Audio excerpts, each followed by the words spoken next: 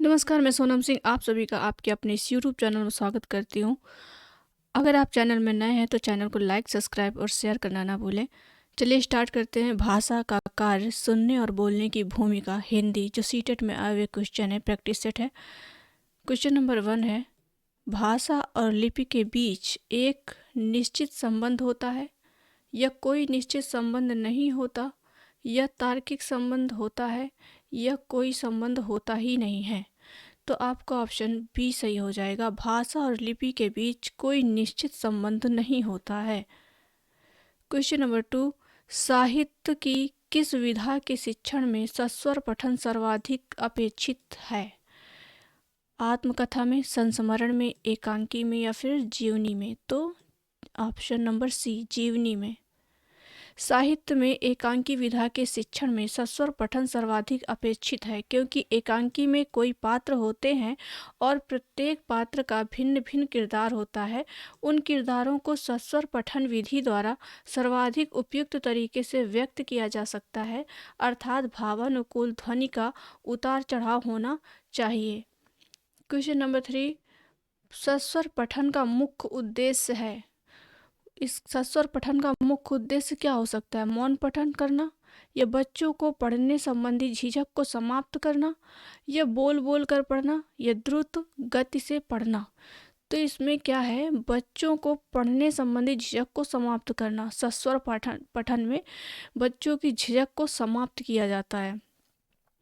सस्वर पठन में सभी बच्चे एक साथ पाठ का उच्चारण करते हैं और ऐसा करते समय जो संकोची और शर्मीले स्वभाव के बालक होंगे उन्हें भी पठन में रुचि होगी। क्वेश्चन नंबर 4, रमेश 7वीं कक्षा में पढ़ता है। वह सामान्य बातचीत में ठीक है, लेकिन पढ़ते समय वह बार बार अटकता है। यह संभवतः से ग्रस्त है। किससे ग्रस्त है? तो यह डिसलेक्सिया से ग्रस्त है।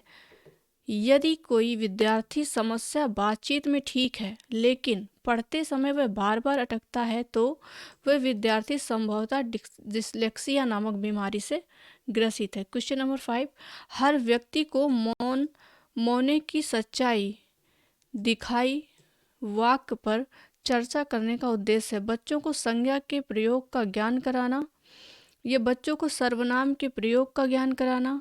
सी कहता है बच्चों को क्रिया के प्रयोग का ज्ञान कराना, और डी कहता है बच्चों को भाषा के नियमबद्ध प्रकृति के पहचान और उसका विश्लेषण सिखाना।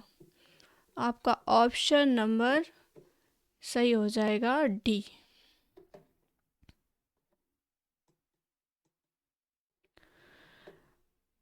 हर व्यक्ति को मौने की सच्चाई दिखाई वाक्य पर चर्चा करने का उद्देश्य बच्चों को भाषा की नियमबद्ध प्रकृति की पहचान और उसका विश्लेषण करना सिखाना है, यानी कि आपका ये डी ऑप्शन।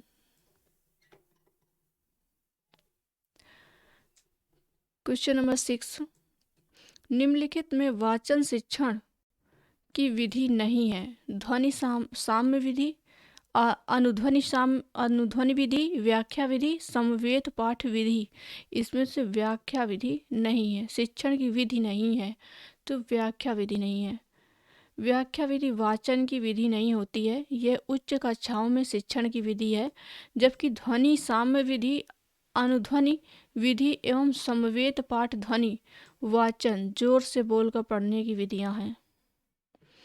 बोलना कौशल में महत्वपूर्ण है। संदर्भ एवं स्थिति के अनुसार अपनी बात कह सकना, स्वस्पष्ट एवं शुद्ध उच्चारण, अलंकारिक भाषा का प्रयोग, मधुर वाणी।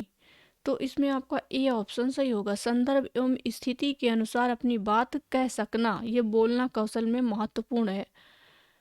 क्वेश्चन नंबर 8, सस्वर वाचन का अभ्यास कराने के लिए सबसे उपयुक्त साधन क्या है? आदर्श वाचन, अनुकरण वाचन, या फिर सामूहिक वाचन, या फिर पाठ्यपुस्तक वाचन? तो यहाँ पे आदर्श वाचन, सस्वर वाचन का अभ्यास कराने के लिए सबसे उपयुक्त साधन आदर्श वाचन है।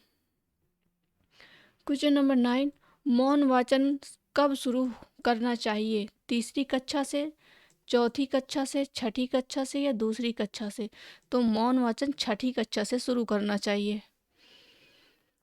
क्वेश्चन नंबर 10 है, वाचन के समय पुस्तक की आँखों से दूरी होनी चाहिए 9 इंच, 10 इंच या फिर 12 इंच। तो वाचन के समय पुस्तक की आँखों से दूरी 12 इंच की होनी चाहिए। चलिए आज के लिए इतना ही। आप वीडियो को पूरा देखें और पढ़ें अच्छे से, और आप अपनी राय मुझे कमेंट बॉक्स में ज़रूर बताएं। धन्यवाद।